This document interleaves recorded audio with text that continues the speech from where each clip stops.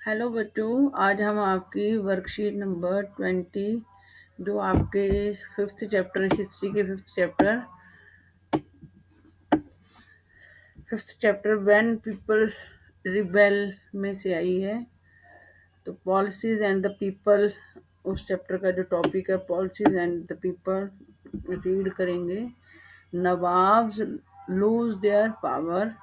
जो नवाब थे उन पहले पुराने समय में, जैसे अब तो हमारे प्रधानमंत्री और राष्ट्रपति होते हैं, प्रेसिडेंट एंड प्राइम मिनिस्टर होते हैं, लेकिन जब हमारा देश आज़ाद नहीं हुआ था, हमारे देश में अंग्रेज थे, उस टाइम में नवाब और राजे होते थे।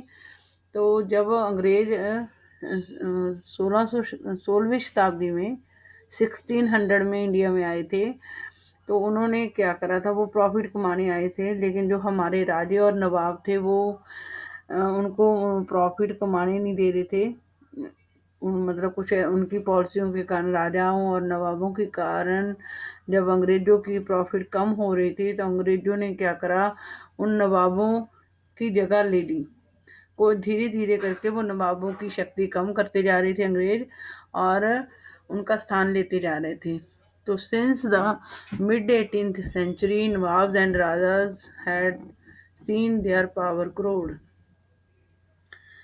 मिड 18th सेंचुरी में 1750 के आसपास जो नवाब थे, जो राजा थे, उनकी जो पावर थी वो कम हो रही थी। They had gradually lost their authority and honour.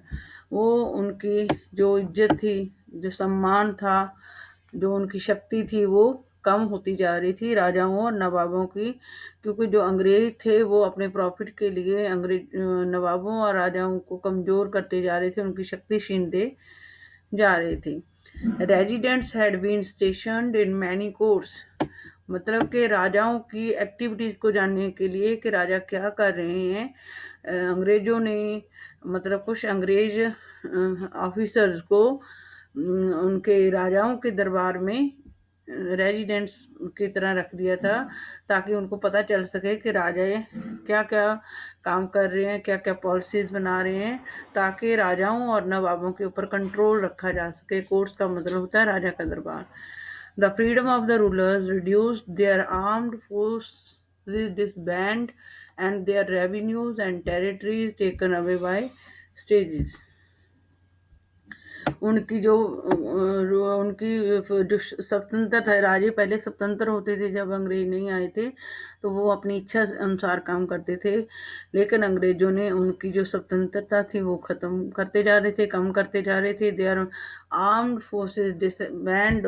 वो राजा और जो नवाब थे हमारे, अंग्रेजों ने उनके ऊपर बैन लगा दिया था कि वो अपनी सेना भी नहीं रख सकते थे। नहीं तो पुराने जो राजे होते थे वो अपनी सेना के कारण ही जाने जाते थे, लेकिन अंग्रेजों ने उनकी सेना भी छीन ली थी। Their revenues and territories taken away by stages.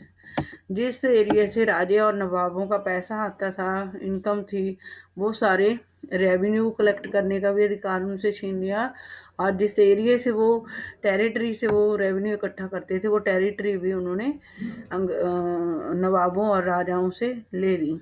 Many ruling family tried to negotiate with company to protect their interests। जो बहुत सारी रूलिंग फैमिली थी, जैसे राजे और नवाबों की जो फैमिली थी, उन्होंने कंपनी मीन्स जो ईस्ट इंडिया कंपनी थी, अंग्रेज जिस कंपनी के थ्रू इंडिया में व्यापार करने आए थे वो कंपनी, तो जो बहुत सारी जो रूलिंग पार्टी वो थे, राजे थे, रूलिंग फैमिली थी, राजों की, नवाबों की जो फैमिलीज थी, उन्होंने अंग्रेजों की ईस्ट इंडिया कंपनी के साथ बातचीत की थी अपने अधिकारों की रक्षा करने के लिए, अपने हितों की रक्षा करने के लिए। For example, Rani Lakshmibai of Jhansi wanted the company to recognize her adopted son as their heir to the kingdom after the death of her husband। उदाहरण के लिए रानी लक्ष्मीबाई ने, जो उन्होंने अपना बेटा गोद लिया था, वो चाहती थी कि उनके पति की डेथ के बाद उनकी सारी प्रॉपर्टी का हकदार वो उसको मिले, सारी प्रॉपर्टी गोद लिए। अडॉप्टेड बेटे मतलब उनके रानी लक्ष्मीबाई के अपना बेटा तो नहीं था, उन्होंने बेटा अडॉप्ट किया था। तो वो चाहती थी कि उनकी पति की मृत्यु के बाद जितनी भी उनकी वो है धन दौलत जो भी था उनका प्रॉपर्टी थी वो उनके अडॉप्टेड गोद लिए हुए सन को मिले। एंड नाना साहब the adopted son of Peshwa Bajirao second, Peshwa Bajirao के पेशवा बाजीराव जो सेकंड थे, उन्होंने जो उनका मतलब उन्होंने भी अपना बेटा गोद लिया था, नाना साहब था जिनका नाम। तो उनकी डेथ हो चुकी थी पेशवा बाजीराव सेकंड की। तो नाना साहब चाहते थे जो उनके गोद लिए हुए बेटे थे पेशवा बाजीराव के, वो चाहते थे कि उनके पिता की मृत्यु के बाद पेंशन है जो उनके फादर को पेंशन मिलती थी वो नाना साहब को मिली। When the later died, however, the company, confident of its superiority and military powers, and turned down these pleas. तो वो क्या थी जो कंपनी थी, उसको पता था कि वो सुपीरियर है, श्रेष्ठ है। कंपनी अंग्रेज अपने आप को श्रेष्ठ समझते थे, सुपीरियर समझती थी।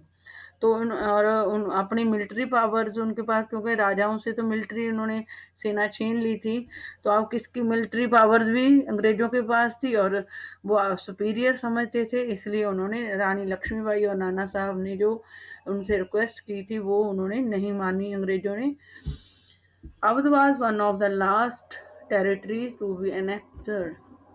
अवध लास्ट टेरिटरी है जिसके ऊपर अंग्रेजों ने कब्जा किया था। इन 1801 a subsidiary alliance was imposed on Awadh.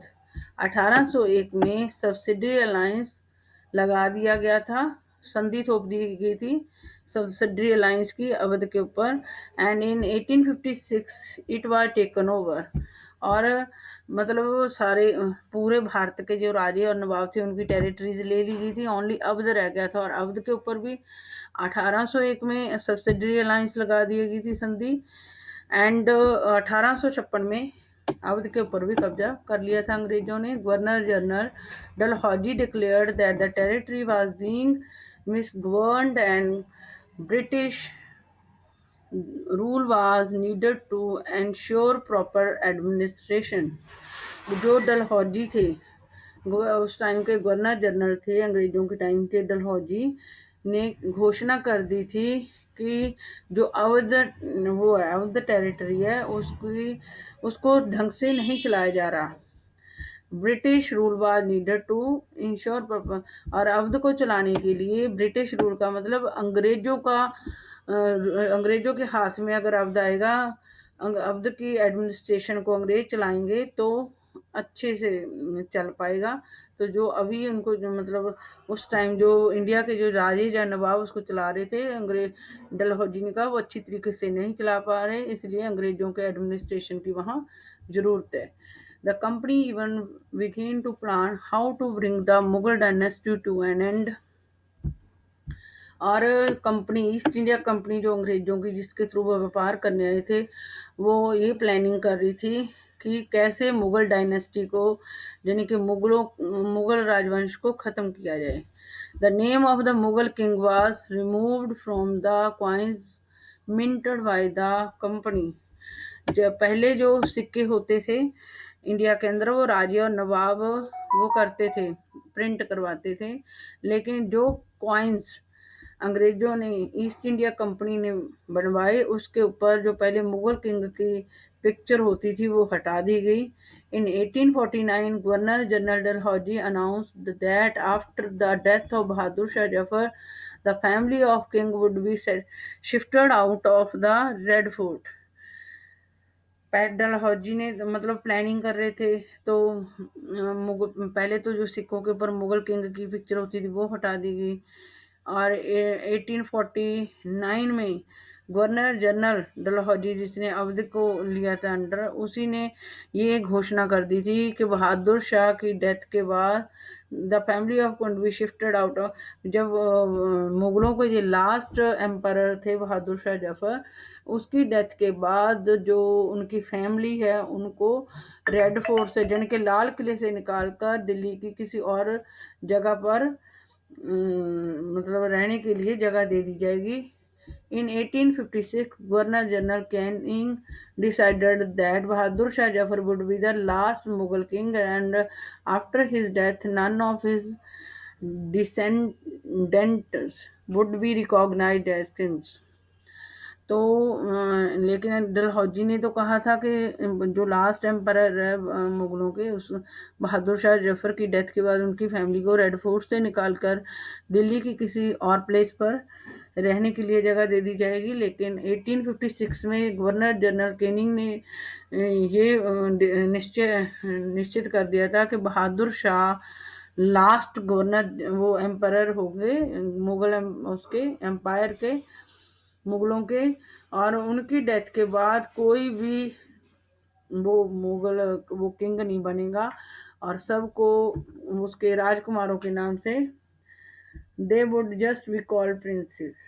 कोई भी किंग नहीं बनेगा मुगल डायनेस्टी का, और जितने भी आगे बच्चे होंगे उनके, वो राजकुमारों के नाम से जाने जाएंगे। प्रिंसेस एज अ, उनको प्रिंस कहकर बुलाया जाएगा।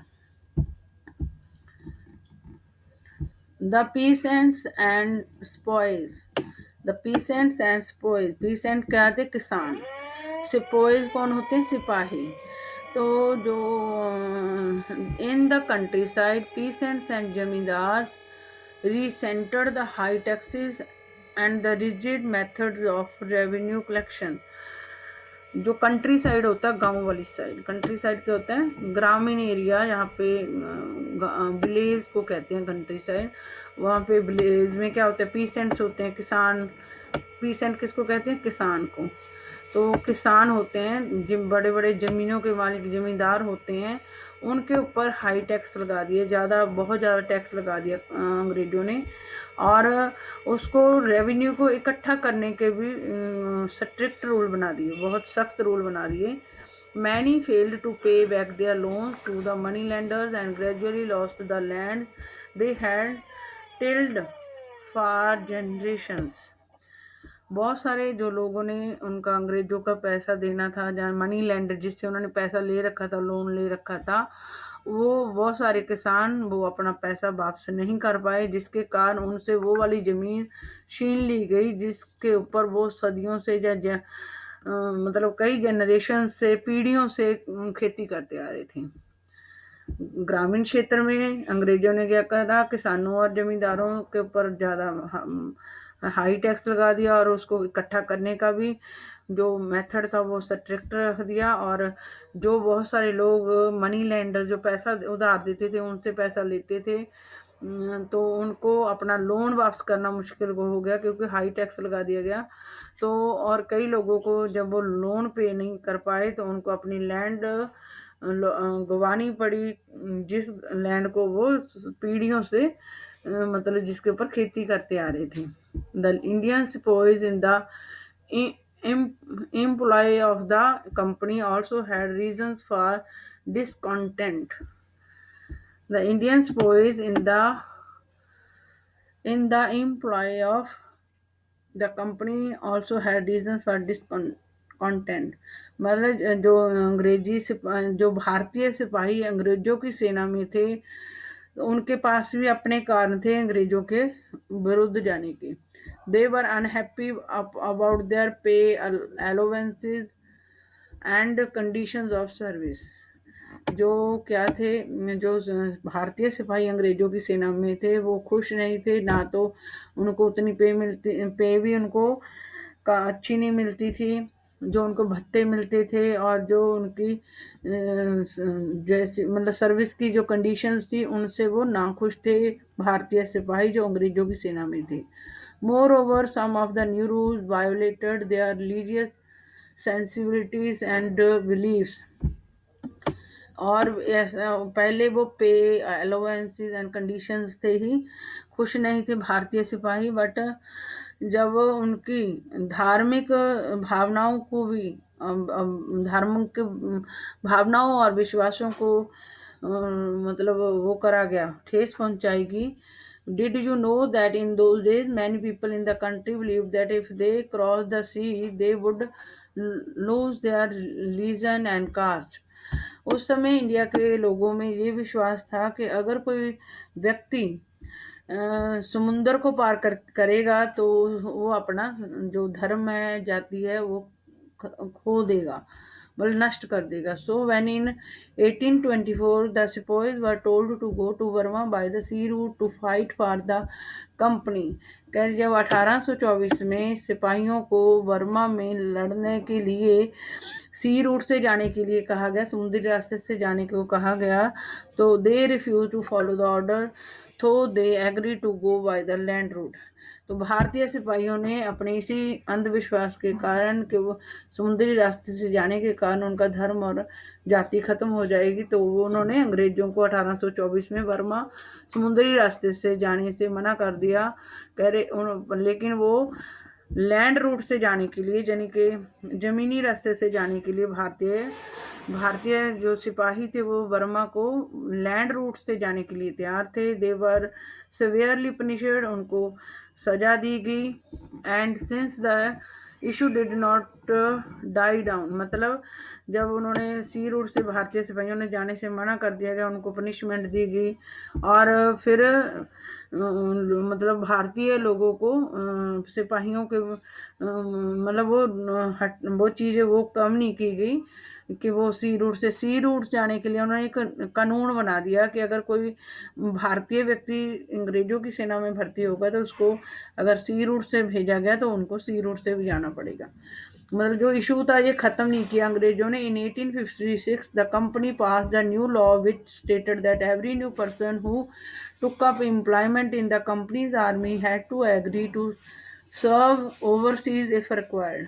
1856 में कंपनी ने एक नया कानून पास कर दिया जिसमें ये कहा गया कि अगर कोई नया भारतीय व्यक्ति कंपनी की आर्मी में जॉब करेगा, सेना में भर्ती होएगा, तो उसको जो उसके कंपनी के रूल्स हैं, ओवर मतलब समुद्री रास्ते से जाने का जो रूल है, अगर जाना पड़ा समुद्री रास्ते से तो वो उसको जाना पड़ेगा। Sepoys also reacted to what was happening in the countryside। और सिपाही इस बात से भी चिंतित थे कि ग्रामीण क्षेत्र में क्या हो रहा है। Many of the क्योंकि जो सिपाही थे वो ग्रामीण क्षेत्र के किसानों के ही बच्चे थे, किसान फैमिली से ही बिलोंग करते थे। Many of them were peasants and had families। मतलब उनमें से बहुत सारे किसान थे and had families living in the villages, और उन बहुत सारे उनकी जो फैमिलीज थी वो विलेजेस में रहती थी। So the anger of the peasants quickly spread among the spice. इस तरीके से जो एंगर ऑफ द पीसेंट्स, जो किसानों का गुस्सा था, वो सिपाहियों में भी फैल गया, क्योंकि जो किसानों को तंग किया जा रहा था वो सिपाहियों की फैमिली ही थी। तो सिपाही खुद भी तकलीफ में थे, उनका गुस्सा और किसानों का गुस्सा मिलकर अंग्रेजों के विरुद्ध फूट पड़ा। Responses to reforms। The British believed that Indian society had to be reformed।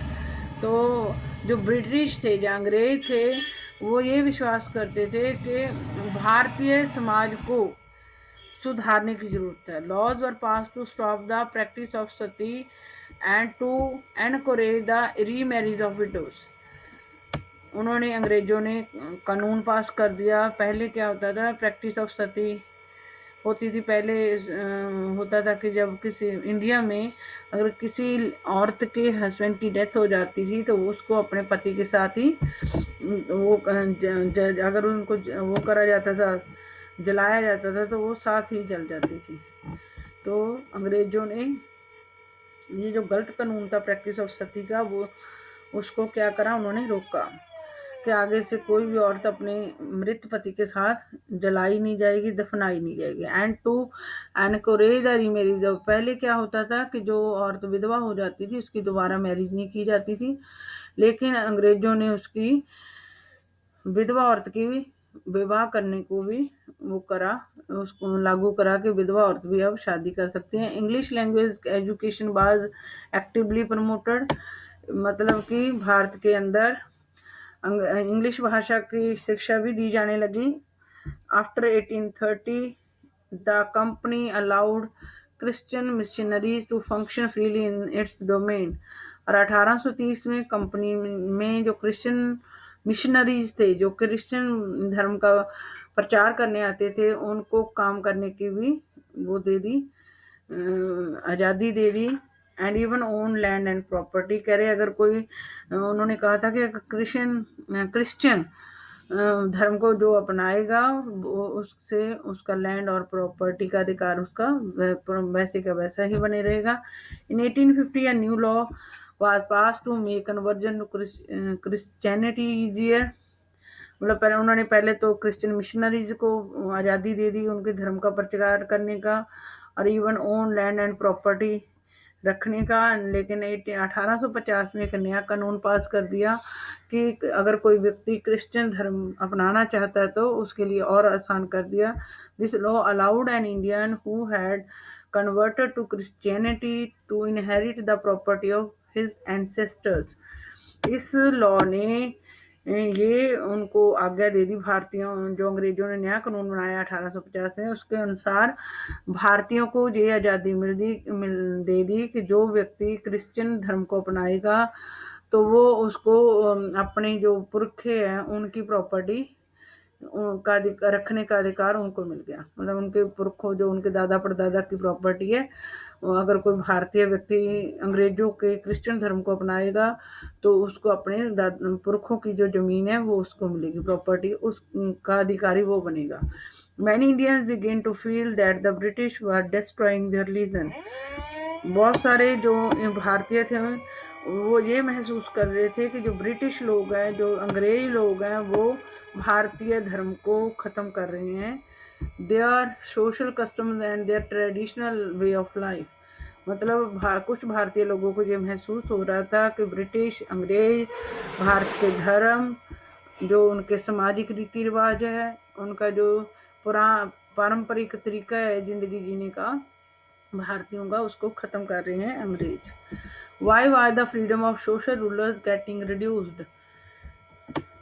क्यों हो रही थी? बिकॉज यहाँ से लगा सकते हो, because residents had been stationed in many courts, the freedom of the और क्या होगा था, their armored the freedom of the ruler reduced, their armored forces disbanded, and their revenues and territories taken away by the stages। क्योंकि उनसे उनकी मतलब उनसे उनकी जो सेना थी वो भी छीन ली गई थी, उनसे वो जिस जहाँ से वो रेवेन्यू इकट्ठा करते थे राजा और नवाब, वो भी उनसे छीन लिए गए थे।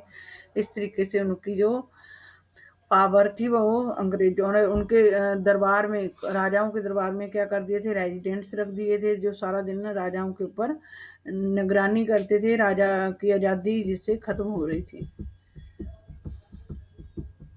How did company and the dominance of Mughal rulers.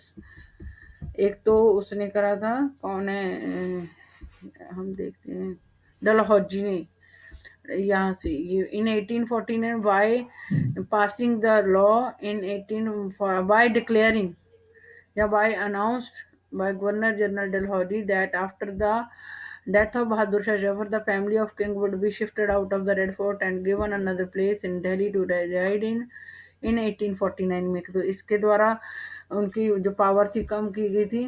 And in 1856, Governor General Canning decided that Bahadur Shah Zafar would be the last Mughal emperor, and after his death, none of his descendants would be recognized as kings; they would just be called princes। मतलब दो laws के द्वारा उनकी Mughals की dominance को खत्म कर दिया गया था। Why were the peasants and sepoys discontented in many rule in company rule। यहाँ से हो सकता है टैक्स ज़्यादा लगा दिए थे। Because in the country side peasants and zamindars are resented the high taxes and the rigid methods of revenue collection. और जो पीसेंट थे वो इसलिए अनहैप्पी थे कि with their pay allowances and conditions of services.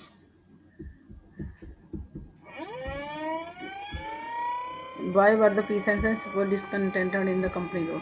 इनकी तो जो पीसेंट थे उनके ऊपर हाई टैक्स लगा दिए थे और उसको कलेक्ट करने के भी डिफ़िकल्ट मेथड, वो स्ट्रिक्ट मेथड वो कर दिए थे, उन्होंने लागू कर दिए थे।